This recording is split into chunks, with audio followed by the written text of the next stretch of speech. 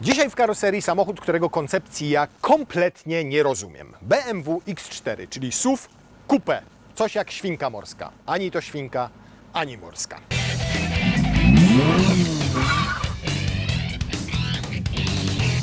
X4. Rok produkcji według Carfaxu 2019. Rodzaj nadwozia sedan. Zgadzałoby się. Skrzynia biegów automatyczna, napęd na wszystkie koła, rodzaj paliwa olej napędowy, pojemność skokowa 1995 cm, moc silnika 190 koni mechanicznych, emisja CO2 w cyklu mieszanym 169 gramów. Dzień dobry. a ty Uszkodzenia gadasz? nie stwierdzono. Przebieg. Nie stwierdzono problemów. Kradzież. Nie zgłoszono kradzieży. Gratuluję po raz kolejny udziału się przyjechać tutaj legalnym samochodem. Import. Nie zgłoszono problemów. Ubezpieczenie OC. Nie zgłoszono problemów. Status rejestracji. Nie zgłoszono problemów. Właściciela drugiego ma?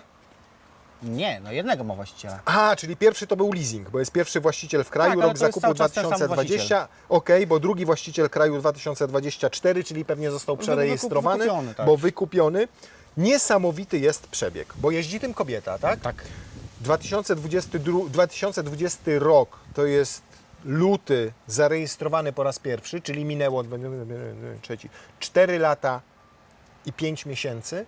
Przebieg to 170 000 kilometrów.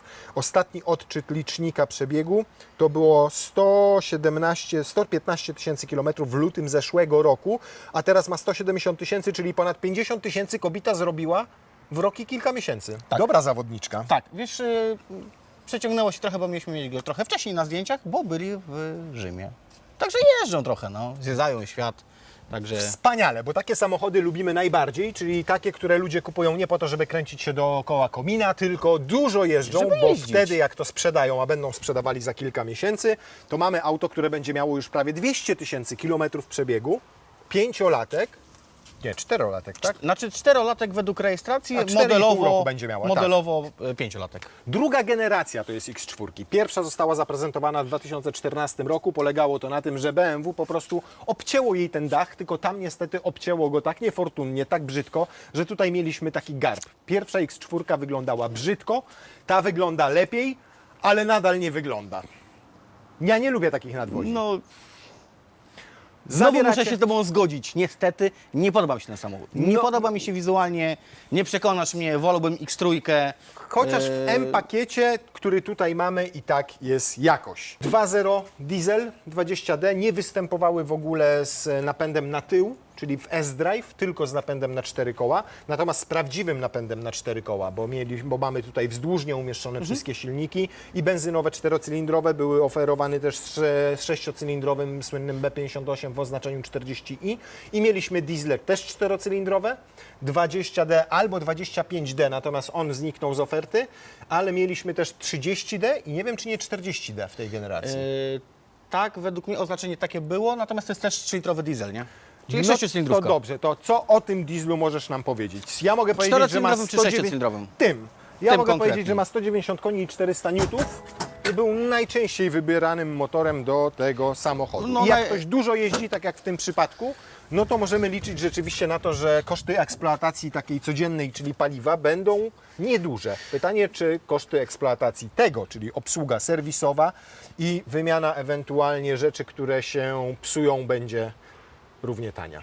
Łukasz, my już rozmawialiśmy już nieraz Jak na z temat... każdym autem, wymieniać olej co 10 000, wiem. Tak, ale no ten silnik, wspominałem już tam kiedyś, ma kilka wad oczywiście. To jest poprawiona jednostka Natalia 47, oznaczenie to jest B47, jest troszeczkę poprawiony, ale i w tych samochodach też są problemy z rozrządem, pojawiają się takie odgłosy, wiesz, tego rozrządu. Tam z tyłu jest? Rozrząd jest z tyłu, więc trzeba wyciągnąć silnik, ewentualnie wyciągnąć skrzynię biegów, skrzynię kątową, opuścić belkę. Roboty jest generalnie prawie 2 dni roboty, jak tak sobie przesiądziesz Żeby rozrząd? samemu, nie? Samemu, wiesz, nie? To na I jak spokojnie. masz tylko jeden śrubokręt, jeden klucz i Jeden jeden młotek. śrubokręt, tak, jeden młotek, wiesz. Także trochę roboty jest kosztowny, bo to poza ASO to jest około 8-9 tysięcy z gratami. A trzeba to zrobić kiedy? Wiesz co, dobrze to zrobić przy jakimś przebiegu około 150-160 tysięcy, mniej więcej tak jak nawet ten nasz egzemplarz tutaj już miał zrobiony? na tym. Ten nie miał zrobionego i przypuszczam, że nie będzie będzie zrobiony po prostu przez to, że tutaj jest też często olej wymieniany. A ten rozrząd, tak jak powtarzam bardzo często, on jest problematyczny przez to, że wymieniamy olej co 30 000.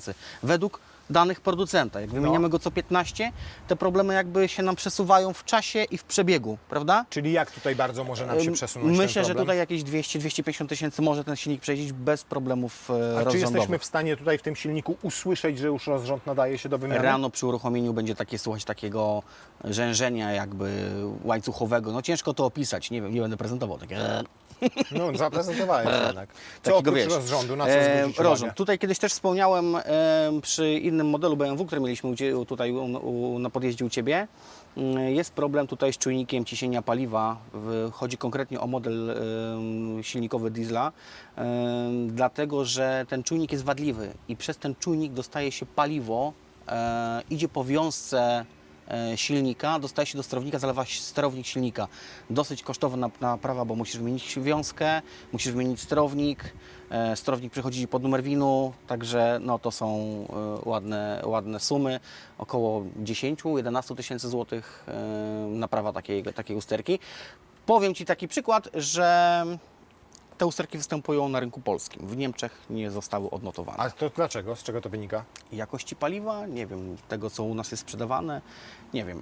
No bo konstrukcja, rozumiem, to jest taka konstrukcja sama, jest taka tak? sama, Wszystko bo czy jest ten to samochód samo. jest montowany na Niemcy, czy na Polskę, to jest Polskę, to samo. no już te czasy się trochę zmieniły, że kiedyś te samochody były gorsze dla nas, no już się to zmieniło, natomiast myślę, że to jest jakość paliwa i te wszystkie domieszki, które są w paliwie po prostu mogą się różnić i dlatego to występuje. W Niemczech nie są odnotowane takie usterki. A 25D, który jest tym samym silnikiem, tylko ma podwójną turbinę, warto w niego zainwestować? Czy tam już jest tak wyżyłowany, że te problemy mogą albo narastać, albo się częściej pojawiać? Wiesz co, to nie jest wyżyłowany silnik, tylko po prostu ma dołożoną drugą turbosprężarkę, tak? I z perspektywy czasu z samochodów, które przyjeżdżają do mnie, czy to jest dwulitrowy, czy tak zwany 2,5 oni to oznaczają, to nie jest 2,5, to jest ten dwulitrówka, no czasami są problemy z tymi turbinami, ale to czy będziesz miał jedną turbinę, czy będziesz miał je dwie, To tylko kwestia to kosztów naprawy. Czy kwestia jedną, czy dwie naprawy, nie? No to naprawiasz? wiesz, czy naprawisz jedną za piątkę, czy naprawisz dwie po piątce, no koszty eksploatacji to się Okej, czyli więcej równują, mocy, nie? Więcej mocy, większy tak. ewentualny wydatek na naprawę turbin. Tak. A jeżeli chodzi o inne silniki, to któryś polecasz bardziej niż ten, czy jednak to jest najlepsza, optymalna jednostka, jeżeli chodzi o usterkowość, nie mówię o osiągach. Jeżeli chodzi o usterkowość, to myślę, że to jest jedna z najlepszych jednostek, które są tu oferowane. Moglibyśmy wybrać też 3-litrowego diesla. Wiadomo, troszeczkę droższy w zakupie, w eksploatacji no to pierdoły, no bo inne hamulce są wtedy, są pierdołka, tak, No ale więcej jeżeli oleju chodzi o wchodzi, sam nie? silnik? O sam silnik, ta 3-litrówka też nie jest jakoś mega awaryjna, nie? No są jakieś tam, wiesz, jakieś pierdółki, tak zwany ten temat panewkowy, co kiedyś był w tych starych silnikach, jest poprawiony. Także no te już takie usterki nie powinny nam jakby tutaj doskwierać mocno, nie? Zobacz, że na rynku wtórnym tych silników, tych samochodów z tym silnikiem dwulitrowym jest najwięcej. Tak, połowę w zasadzie Nie? całej oferty, gdzie silników było chyba 6, to połowę stanowią ten Połowę, 20D 190 koni. Tak. Ona, ta druga generacja urosła względem poprzedniej, wyładniała i urosła. Mamy kilka centymetrów więcej samochodów na długość. Przede wszystkim zwiększono rozstaw osi o kilka centymetrów. Jest też nieco szerzej, natomiast wysokość pozostała niezmieniona. Natomiast X-Drive jest tutaj, tak jak mówiliśmy, napędem stałym, czyli mamy normalnie cały czas i przód i tył są napędzane. On się zmienia płynnie pomiędzy przodem a tyłem. Pytanie, czy tutaj powinniśmy coś sprawdzić przed zakupem BM-ki z dużym przebiegiem? Wiesz co, warto przejechać tym samochodem na próbę i zobaczyć, czy ten samochód, tak jak mieliśmy też kiedyś taki model przy skręcie, Przy skręcie, przy terkotał, skręcaniu, on idę w cień. tak terkocze i jakby nadrzuca nadwoziem, nie? Mieliśmy takiego X5 to była X5. chyba. Rzeczywiście, tak. I G05. ona miała mniejszy przebieg, około Miał 100 mniejszy tysięcy. 100 tysięcy i już jest to naprawione, bo było naprawione. Także I to w tym duża egzemplarzu. naprawa wyniosła? Wiesz co, nie powinniśmy tu reklamować, jest taka jedna firma w Częstochowie, która to naprawia. Regeneruje koszt regeneracji A czego to z była wymianą regeneracja? u nich to jest 4300 zł. A czego to jest regeneracja? Z samej skrzyni kątowej VTG. Czyli oni rozbierają tą skrzynię, wymieniają te wszystkie elementy, które są zużyte, zębatki, łożyska, zalewają nowy olej. A z czego robią wynika ten adaptację. problem? Bo ja słyszałem, że ten problem wynika z tego, że przy tym stałym napędzie powinniśmy dbać bardzo o opony. Tak. I nawet jeżeli mamy podobny rozmiar z przodu i z tyłu, to przy zimowej i letniej zmianie powinniśmy zamieniać je miejscami, żeby równomiernie się zużywały. Czy to jest prawda? Prawda, i kiedy byłem jeszcze pracownikiem serwisu BMW. Pierwszym elementem, który gwarant prosił nas o sprawdzenie, kiedy były problemy z VTG, prosił nas o pomiar bieżnika, grubości bieżnika. Jeżeli ten bieżnik się różnił, nie pamiętam jaką, nie chcę teraz komać, około chyba milimetra różnicy było między osią, czy tam 1,5 milimetra, gwarant odrzucał wniosek gwarancyjny, jeżeli chodzi o skrzynię VTG. Tak, bo rozmiar jest dokładnie ten sam na przodzie i na tyle ten sam bieżnik, ta sama opona. I podobno nie tylko przód, tył, ale jeszcze po skosie, że trzeba to Tak, zmieniać. należy tymi oponami wachlować przy tym, sprawdzać znaczy stan bieżnika. Przede wszystkim też do skrzyni VTG, czyli do 4 napędów w BMC, BMK zaleca opony runflatowe. Runflatowe. I też lepiej takich używać? Wiesz co, żeby nie mieć problemów? lepiej, chociaż mam też kilku klientów, którzy mają czy X5, czy mają X3 i zakładają opony nie runflatowe i jakby to nie jest chyba mocna jakaś taka różnica, bo im akurat nic się nie dzieje. Lubię to. Wiesz co lubię bardzo? Lubię to, że tutaj nie masz nigdzie uchwytu do otwierania tej klapy, więc sobie nie ubrudzisz łapy, jak to jest wszystko usyfione lecącym brudem spod opon, tylko możesz sobie co najwyżej ubrudzić, o tutaj czubek tego małego paluszka, jak naciśniesz w ten sposób i otworzysz klapę. Pazurek. W dodatku tutaj masz ukrytą kamerkę i też jest to świetne rozwiązanie, ponieważ ona Dwie. jest zawsze... Jak to dwie? Dwie, bo drugą masz tu. A to ta jest od czego? O, faktycznie. To jak to? A nie, to nie kamerka, to przycisk jakiś, który tak wygląda. Nie, to jednak Można tylko, zmienić tego współpracującego, tylko- bo ja nie wiem. to ma tylko jedną zaletę. podobno to w ja takim się nie razie. znam. Masz wkładka do buta. Grabki, konewka, jaki to jest ty, patrzcie. Jakiś naprawdę dobry sportowiec nam się trafił. Do skłosza rakietki, do grania na plaży plastikowe, w szachy możemy sobie pogrzebać w piachu grabkami, rakietki do skłosza, rakietki do badmintona numer 2 i nie walać się to w bagażniku. Śladu nie ma. Dobry przykład. Teraz w każdym teście na karoserii będziemy sprawdzali, jaki sprzęt sportowy wejdzie pod podłogę bagażnika w konkretnych samochodach. Ciekawe, do którego wejdzie deska surfingowa. No dobrze. Jaka pojemność? 525 litrów. Brawo! Mniejsza o 25 litrów od X3. X3. I wiesz, gdzie ta pojemność zniknęła? Ta pojemność zniknęła tutaj, Tu. na samym końcu, bo najgorsze w tych SUV-ach coupé, i tego nie znoszę w nich, jest to, że ograniczasz sobie możliwości załadunkowe, kiedy wieziesz więcej bagaży, chcesz zdjąć roletę i mieć je po prostu wyżej. To teraz zobacz, zdjęliśmy tą roletę, to tutaj nie ma prawie nad nią w ogóle miejsca, bo ten tył tak opada, że straciłeś absolutnie wszystkie korzyści, jakie wynikają z posiadania samochodu typu SUV z mocno ściętym tyłem, albo nawet porównując to do kombi. Kombi masz sześcian, a tutaj... Słyszysz? Nic nie słyszę, bo to trzeszczy. Ja pierdzielę, ale jak? A podczas jazdy? No, ja tego nie słyszałem. Zobaczymy, bo to teraz zależy wszystko od sztywności nadwozia. Z tymi coupé jest też tak, że one mają dużo mniejszą sztywność nadwozia przez krótszy dach niż samochody Ładujemy? typowy SUV. No tak nie wejdzie ci, no nie ma mowy. Nie. Na płasko, proszę pana. A ta? Zobacz, Ale zobacz, ta jest mniejsza trochę. Dwie na płasko, Ale co to są dwie walizki? Zobacz. ta jest niższa. Takie duże już wchodzą, jak masz taką niższą. I wtedy raz, dwa, trzy spokojnie i jeszcze z boku zostaje ci miejsce. Więc luz, naprawdę. Widać, I tu nam zobacz. jeszcze się zamknie, to widać doskonale. Więc tę możemy sobie tam umieścić, a na przykład tą większą tutaj, tak? I zobacz. O, panie kochany. Nie ma takiego dramatu. Myślałem, że będzie znacznie gorzej. Plus tego bagażnika jest taki, że jest bardzo foremny. To trzeba mu oddać. Nie? Jest takim ładnym, równym sześcianem. Tu płasko, tu płasko, tu płasko. Żadnych wgłębień, zagłębień. Tu zobacz, ile jeszcze miejsca zostało. Tu, zobacz, tu masz jeszcze zgłębienie, możesz sobie dołożyć jakąś siatkę, jakąś ewentualnie małą torbę. Tak, i tutaj z przodu też jeszcze wchodzi ci, powiedzmy, kabinóweczka albo jakieś plecaki. Nie jest źle. Zamknie się, nie urwie się ta druga tutaj. Patrz.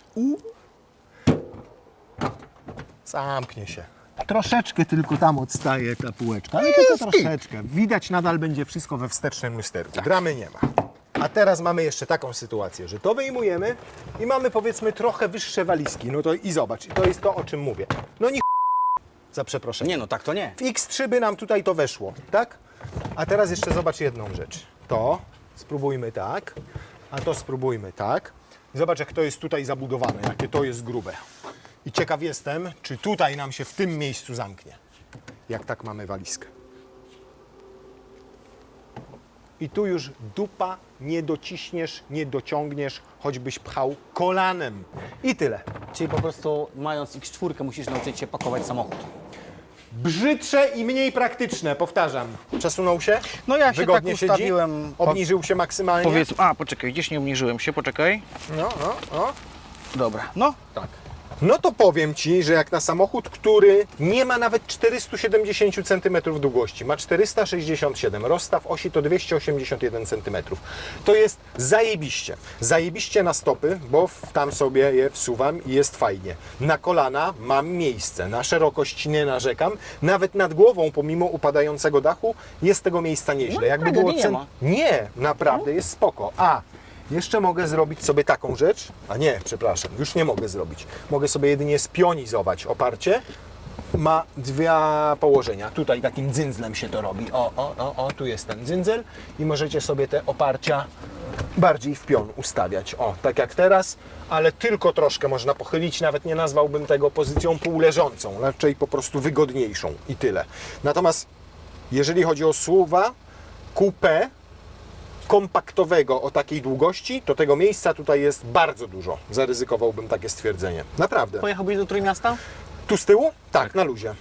Na luzie. W ogóle nie miałbym z tym najmniejszego problemu, żeby nim pojechać. Wysoko kanapa umiejscowiona, dobre podparcie tutaj na uda. Często w tych SUV-ach coupé obniża się celowo kanapę, żeby zrobić miejsce nad głową. A tutaj naprawdę siedzę wygodnie. Cały jestem oparty. Zobacz, jakie mam wysokie oparcie tego fotela. Zazwyczaj one wystają, są poniżej mojego barku, mojego ramienia, a tutaj są idealnie wysoko. Oprócz tego, co ja też lubię, no to masz tutaj ten rękaw na narty, tak? Więc idealnie sobie to składasz, przewozisz sobie dłuższe przedmioty, we 4 osoby możesz sobie na te narty pojechać choćby na weekend. Jak złożymy całość, to mamy płaską podłogę. Też to jest fajne, nie? Do przewożenia czy to przedmiotów, czy jakbyś musiał się zdrzemnąć na autostradzie na przykład, bo byłby korek na całą noc stania. Fajnie dostępne ISOFIXy i nie mają klapek, tylko mają ruchome na sprężynce. No, bo czasami w niektórych markach są wyciągane i potem zgubisz, I potem nie to wiadomo zgubisz, gdzie jest. potem to brzydko wygląda, bo jest otwarte, a te idealnie dostępne, więc wsadzasz fotelik, załatwione. 2 gniazda USB-C już, super. 3. strefa klimatyzacji, automatyczna, super, naprawdę. Co nie było standardem, na pewno tylko wymagało dopłaty. Nawiewy tylko tutaj w słupkach nie ma, ale jest naprawdę dobrze. Tu jeżeli chodzi o zagospodarowanie tego tyłu, jest wszystko, czego potrzebujecie, jak jedziecie na przykład z dzieciorami w dłuższą drogę. Przepraszam, nie. Jest zamykany i tutaj w poprzek na szczycie, więc jest lepsze rozwiązanie niż jak jest wzdłuż i ci wpada tam łokieć. Działa? Jest talizman. Muszelka z bursztynem. I co jeszcze? No widać, że dzieci jeżdżą. Fajnie. Natomiast zanim już całkowicie spłynę potem, bo coś tu nie wydaje, tak, klimatyzacja, nie no żartuję, jest po prostu fuj gorąco. To jeszcze na jedną rzecz chciałem zwrócić uwagę. Samochód jeździ dużo i dużo jeździ z dziećmi. I to jest widać, bo wszędzie te szpargały jakieś dziecięce są poupychane. Tutaj też jakieś spineczki do włosów i tak dalej. Nie widać śladów zniszczeń na tapicerce.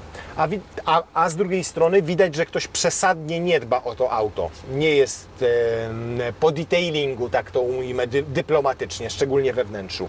I ta skóra tutaj świetnie zniosła upływ czasu i tego przebiegu. 170 000 kilometrów. A jak jest u Ciebie? To jest właśnie to, co chciałem Ci zwrócić uwagę. I wychodzi na to, że w tych mniejszych modelach w BMC, jakby co, materiały są lepiej wykonane.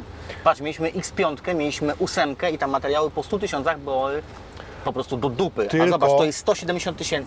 Na fotelu kierowcy widać fakt, że jest czarna skóra, tak? Czarny materiał. No. Widać troszeczkę, że jest odciśnięta, ale nie jest powycierane. ale nie jest Po powycierana. takim przebiegu. Zobacz, kierownica ma 170 000, jeździ kobieta, na pewno ma pierścionki. Zobacz, widać jakieś ślady zużycia? Wiesz co, ja myślę, że w tych droższych modelach stosuje się bardziej wyrafinowane materiały, jakieś nappy półanilinowe. Tak, one i są one się po prostu ładniejsze, bardziej- ale są delikatne. A tutaj ta tapicerka może nie jest taka przyjemna w dotyku, taka pachnąca i taka ach i och, ale z drugiej strony naprawdę jestem w szoku, że tak mało widać na niej ślady zużycia. Tu jest Nigdzie skóra nie jest. z grzbieta, a tam jest skóra, wiesz skąd. Wiem.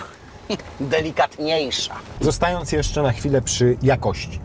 Piano jest w naprawdę niezłym stanie. Nie podejrzewam, na pewno nie jest niczym zabezpieczone. Nie sądzę też, żeby ktoś robił jego polerkę. Są drobne rysy, ale nie ma dramatu. Gdzieś tam, gdzieniegdzie na tej inkrustacji jakieś drobne ryski tam na drzwiach pasażera. Pewnie też jakiś pierścionek, uderzenie.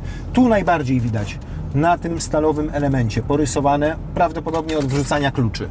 Klucze jakieś tam. Ale to są takie niuanse. Natomiast bardziej mnie osobiście drażni to.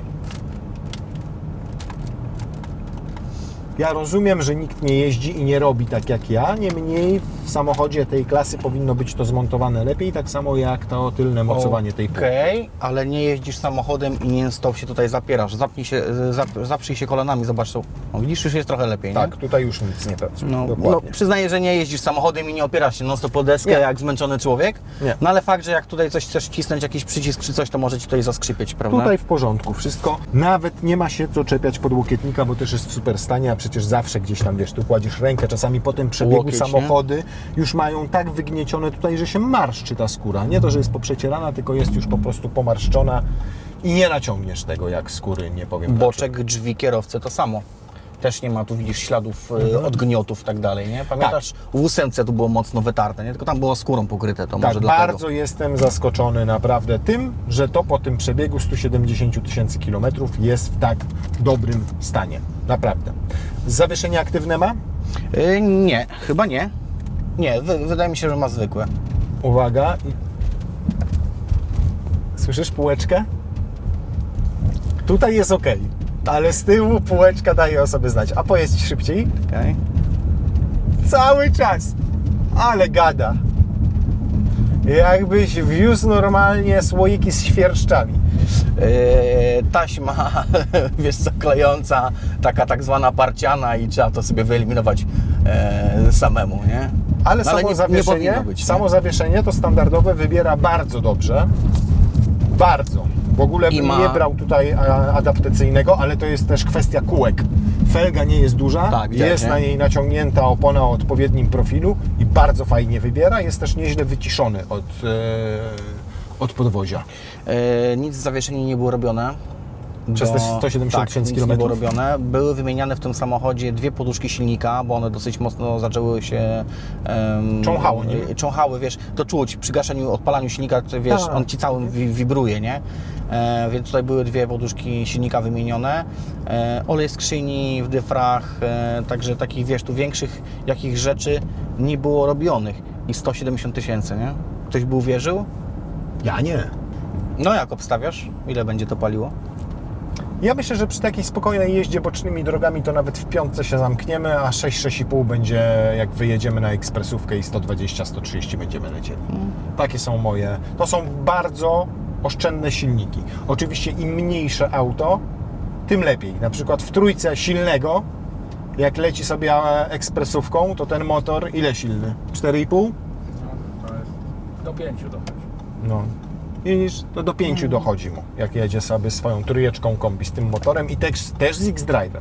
I oczywiście też ze skrzynią ZF-a 8-biegową, bo tutaj mamy klasyczny automat, który bardzo lubimy, bo w BM-kach te automaty Tak, ZF-owskie... są bardzo, bardzo wdzięczne, praktycznie bezobsługowe. No ten olej skrzyni warto zrobić, o czym zawsze zaznaczam, BMW nie mówi o wymianie oleju. A co ile chyba, że mają przyrząd do wymiany, który sobie kupili, to wtedy mówią, żeby wymieniać. Ale ZF mówi, że 80-100 tysięcy ten olej skrzyni warto zrobić. I faktycznie, A wiesz, to był robiony? Był robiony i powiem Ci, że u klientów, którzy przyjeżdżają do mnie i wymienię, mówią do mnie: wow, no czuć różnicę, nie, po wymianie. Czyli, że ładniej i płynniej pracuje skrzynia. Tak, fajnie się zaczyna zachowywać, nie? A co z olejem w dyfrach? Co 60 tysięcy, co 80 A to tysięcy. zaleca BMW? Wiesz co, chyba w książce serwisowej, w sensie tej instrukcji napraw jest tam, jeżeli chodzi o tylny dyfer, bo w VTG nie ma, jeżeli dobrze pamiętam. A czujesz to? Przy hamowaniu delikatnym? No właśnie, coś wibruje, Tak, nie? wymieniałem w tym samochodzie klocki z tarczami, przód, tył. No, No i chyba tutaj trasa Do Włoch? Ostatnio do Włoch tutaj klientowi chyba nie posłużyła. BMK jest strasznie uczulona i to musimy tutaj też o tym powiedzieć, na układ hamulcowy, a szczególnie na tarcze hamulcowe. BMK nie lubi zamiennikowych tarcz. I jakby do takiego samochodu, wiesz, jakiegoś tam słabszego, mówię tutaj o mocy silnika, można, jak wiesz, tak klient przychodzi, ci marudzi, Jak wiesz, że klient też delikatnie jeździ. jeździ delikatnie, no to bym mu jakiś tam ATE-tek stary mógł założyć, tak? Ale oczywiście bym o tym wspomniał, że mogą się powichrować. To tutaj są założone oryginalne tarcze hamulcowe, no i jak wyjedziemy tam kawałeczek dalej, z większej prędkości Ci pokażę, jak będziemy hamować, czuć delikatną wibrację, więc przypuszczam, że one są, nie wiem, czy którędy jechali, może przez Alpy, czy coś, nie wiem, czy przegrzali te hamulce, czy po trasie, nie wiem. Ale moim zdaniem to jest też fabryczna wada tych samochodów. Bo Tak. znam właściciela X3, który jeszcze na gwarancji jeździł co 5000 km i im zwracał uwagę, że biją klocki, tarcze. Oni mu to wymieniali, biły nadal. Więc to jest kwestia też materiałów. Owszem, akurat on jeździ dosyć dynamicznie, więc i hamuje zapewne dynamicznie. No niemniej jednak taka tarcza już fabrycznie powinna być dostosowana do masy samochodu, do mocy samochodu, do przeciążeń. No i po 5000, żeby się zwichrowała, to nie jest No dopuszczalne, nie. nie? Czy benzyny polecasz? Wiesz co, no co mamy do wyboru? Mamy 2-litrówkę i 3-litrówkę, jeżeli chodzi o 2 benzynę. litry miało oznaczenie 30i, chyba 20i. 20 i 30 30i. Tak? I 40i to jest ten B58. Tak, tak. No to B58, no to chyba No nie wiemy, muszę że nic, polecamy. Nic Nie. nie możemy wspomnieć coś negatywnego raczej na ten silnik. Wiesz, no to ta mała 2-litrowa benzyna, no jakby może nie jest jakoś awaryjna, ale jakieś tam problemiki mogą być z rozrządem, mogą być problemy z monitorowaniem silnika, czy jakieś tam sondy i tak dalej. I pali tyle co 6-cylindrówka. Pali tyle co 6-cylindrówka. Tam czasami też są problemy z takim wężem wodnym, z układem chłodzenia, pęka taki wężyk. Też się zdarzają takie przypadki, już kilka takich węży wymieniłem. Wprawdzie nie w X4, bo mówię, rzadko się spotyka, żeby ktoś kupował X4 z 2-litrówką benzyną. W sensie ja u siebie nie mam. I Zazwyczaj- zresetuj mu teraz, board komputer przytrzymaj ten górny. Jest, już, to wszystko. Zazwyczaj przyjeżdżają diesle, I jedź grzecznie 120. no i te benzyny, mówię, no bardziej rzadziej spotykane, nie? Chociaż nie wiem, ja nie patrzyłem jak tam na ogłoszeniach benzyny wyglądają, ale wydaje mi się, że tu powinien górować ten dieselek. No fajnie byłoby tego 6-cylindrowego, 3-litrowego dieselka, ale to już sporo większy wydatek. Wiesz co, akcyza była droga na te samochody i ludzie brali bardzo wypasione BM-ki, Ale 2-litrowy ale diesel. dwulitrowe diesle, nie? Tak jak mówię, dynamika, tak jak jedziesz, to te 400 N ładnie go na początku odpycha, a potem 190 koni też. Ja myślę, że do takich autostradowych 140-150 prędkości to naprawdę to wystarczy. O, jak biją te tarcze. Widzisz? Widzę, czuję. Na dupci. Czuje? Czuję. Czuje? Nawet Czyli nie muszę to są. widzieć nie muszę, widzę jak ci ręce drżą na kierownicy, To nie a jest ja strachu. czuję na dupci, ale na dupci to jest miła wibracja. Powiem Ci tak, Jakbym miał masaż. ja bym mu tutaj delikatnie chyba podrasował tą mapę paliwa, zrobiłbym mu delikatnego chipa, No właśnie, można? jak najbardziej. Ile wtedy mamy kunia? Nawet trzeba. Wiesz co, to zależy od firmy, która to robi. Różnie, od 30-40 koni, czasami 30, 25, różnie. Ale Czyli- to chodzi nam o moment, bo oni nam z tego tutaj 400 mogą zrobić jakieś 480, 470, różnie. Czyli ale możesz to będzie mieć czuć. parametr tej wersji 25D, przy czym masz jedną turbosprężarkę, Tak. a nie dwie. Tak. Okej. I nie jest to szkodliwe dla tego silnika i bo to- osprzętu? Słuchaj, ja nie kojarzę, żeby w jakimkolwiek samochodzie, który ma... Rozbujałeś nam się. No ma najpierw chipa. wyprzedzasz w lesie 4 auta na raz, a teraz sprawdzasz zużycie przy 120 jadąc 140. No zuch. Bo mnie zagadujesz. Nie kojarzę żadnego samochodu, który jest szczypowany i przyjeżdża do mnie na warsztat, żeby były z nim jakieś problemy. Ani z turbinami, ani z wtryskiwaczami, ani... są. Zużycie opon. Szybciej się zużywają. Nie, dużo klientów mi po prostu mówi, że to była ich jedna z lepszych decyzji, jeżeli chodzi o wybranie jakiejś opcji w samochodzie, czyli zrobienie chipa. No naprawdę, Tak? no. To oczywiście, że tak. Zużycie paliwa? Zużycie paliwa jest mniejsze, zazwyczaj średnio to jest około litra mniej. Naprawdę? Tak, ale Dlatego, że możesz delikatnie jechać, tak, mając te same osiągi. Inny zakres jakby tej prędkości obrotowej momentu masz w innym przedziale, prawda? Też go wtedy tak nie ciśniesz, żeby on Ci przyspieszał, więc jeżeli nie ciśniesz, to on też Ci wtedy mniej pali, prawda? Ja każdego diesla, którego miałem u siebie, jako prywatny samochód miałem szczypowanego. Łącznie z tym, że mam Jettę zastępczą dla klientów z 15 I roku. też masz chipa. To jest 2-litrowy diesel 110-konny, jest zrobiona na 160 koni I klienci przyjeżdżają i mówią, kurde, czemu to tak zapierdziela? No, zapierdziela. Bo ma chipa. Bo ma chipa. 6,8 średnie. No to niewiele się pomyliłeś. 6,7. Bardzo dobry wynik uważam. Mieliśmy raz się zapomniałeś, raz mieliśmy hamowanie i przyspieszenie, więc myślę, że taka stabilna jazda 120 na godzinę to będziemy w stanie 6,5 zrobić 6,5. wynik. 7,5 to będzie przy 140. To też nasze doświadczenia na to wskazują. Tak, trzeba też brać to pod uwagę, że ten samochód jest dosyć wysoki, ma duży współczynnik oporu No powietrza, wiadomo. więc... No Akceptowalne wartości akceptowalne. zdecydowanie. 6,5 litra to robisz tu na zbiorniku 1000 km, jadąc 120 na godzinę. BMK X4. Do Trogiru się dociągniesz. No nie na jednym zbiorniku, ale pewnie na... No ile jest do Trogiru? A nie wiem. Sprawdzić mam? A sprawdź. Moim zdaniem jakieś 1300, ale 1300 jest? Myślałem, że Drogi. jest, że jest około 1000. Chorwacja. Nawet może być więcej. Na mój gust. Jakieś 1367. Widzisz? Jak wstrzeliłem się idealnie. Z miejsca, w którym jesteśmy teraz. Z Warszawy 1400. I proszę bardzo, masz tryb sportowy. Odliczam. 3, 2, 1. O kurna, panie, jaka procedura startu. 2,60 do 50, ale szarpie. Tak, Już, dziękuję bardzo. ale jedna rzecz mi się nie podoba, a właściwie to dwie. Hamulec nie przytrzymał dobrze. Hamulec nie przytrzymał dobrze, to czułeś. Tak. Druga sprawa, wiesz co, on strasznie w krótkim zakresie prędkości obrotowej silnika przerzuca biegi. Czyli Może jest po cipie. z trójki do czwórki i przy czwórce wrzuca kolejny bieg. Nie ciągnie go bardziej. No to pociągnij go, łopatki są? Pociągnij go Są, na trzecim biegu do 100. spróbujemy go- Bo 8,24 to i tak dobry No wynik. to nie jest źle, jak na No nie, no 170 trzech facetów siedzi w samochodzie, no. jak na 170 tysięcy to nie jest źle, Nie. ale spróbujemy go... 8,2 proszę cię, ciągle miałem powiedzieć, że bardzo dobry wynik. Ale spróbuj go łopatą w takim razie wzbudzić, czyli... A, wrzuć mu w ogóle, o i teraz zostaw, w ten sposób mu skrzynię zostaw.